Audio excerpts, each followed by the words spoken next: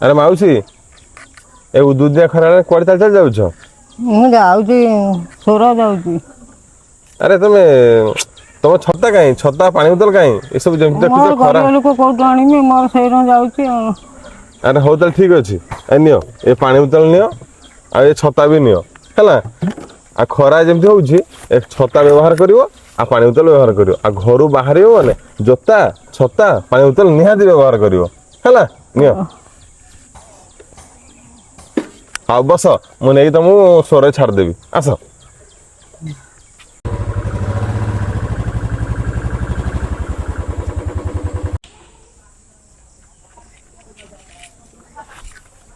ପୁଅରେ ତୋର ଧର୍ମ ହବ।